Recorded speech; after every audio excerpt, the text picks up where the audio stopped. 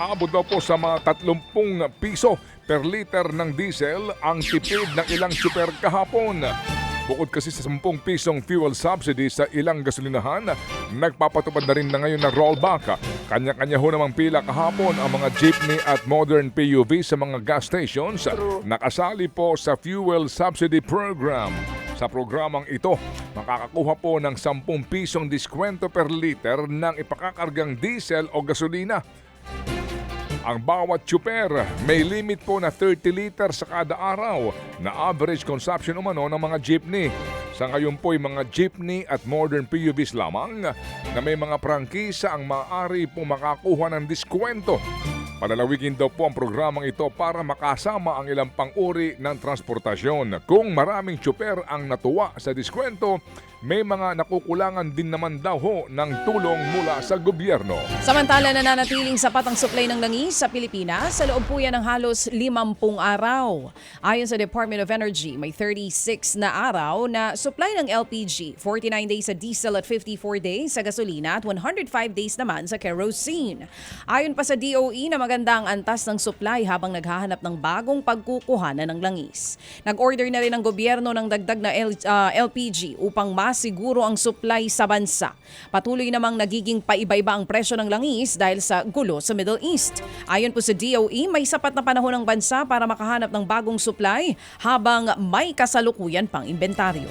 Samantala po naman kahit daw po meron ng emergency power, hindi pa rin daw po sususpindihin ni Pangulong Junior ang excise tax sa diesel at gasolina. Gagawa daw muna ng ibang paraan nang hindi binabawasan ang nakokolektang buwis.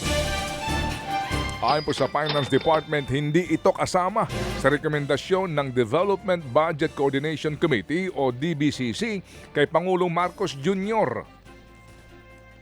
Lumalabas po kasi na 85% daw ng gumagamit ng diesel at 50% po ng gumagamit ng gasolina ay mga pinakamayayamang tao sa Pilipinas. Saan galing tong datos na to, ha? 85% na gumagamit ng diesel ay mga mayayamang tao.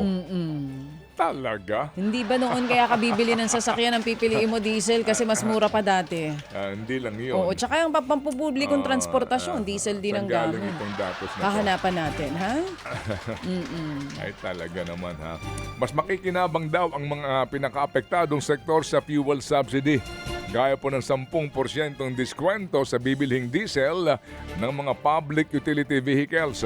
Bukod po dito, tinatayang 6 na piso per liter ang mababawas sa langis kapag po binawas ang excise tax. Bayad ng tax nito ay yung pinakamayaman. So kung tanggalin natin to, sabihin natin 50 billion pesos. So meron tayong 50 billion na hindi maibibigay na tulong sa mga vulnerable at middle income classes. Yun po ang implikasyon nito. Lupit-lapit ka nga rito.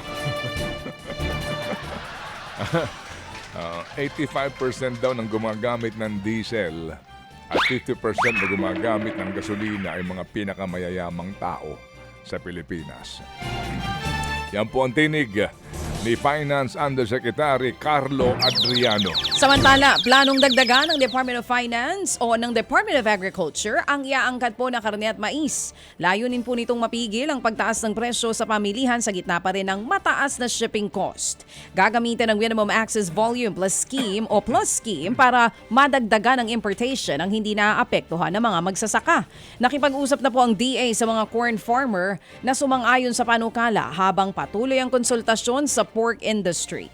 Tutol naman ang mga poultry farmers dahil sa sobrang supply at mababang presyo ngayon ng manok. Ayon pa sa DA, nasusundin nilang napagkasunduan ng mga sektor bago maipatupad ang dagdag importasyon.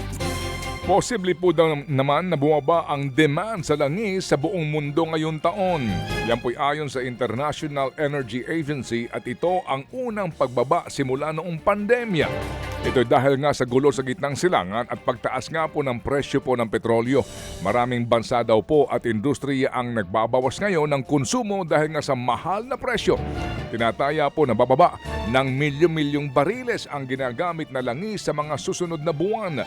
Babala po ng IEA, posibleng lumala pa ang epekto sa ekonomiya kung magtatagal ang gulo sa gitnang silangan na sinimulan nga po ng Amerika at ng bansang Israel. Mga kapatid, para sa iba pang mga balita at impormasyon, sundan niyo po kami sa X, Instagram, Facebook at syempre sa TikTok, True Network PH. Mag-subscribe din po kayo sa aming YouTube channel, True Network. May website din po tayo, truenetwork.ph, at pwede nyo rin po kaming mapanood sa Channel 19 ng aming True FM TV. Lagi pa rin makinig sa radyo dito po sa 105.9 True FM dahil dito, laging true sa'yo, kapatid. Dito tayo sa totoo, tunay at tapat.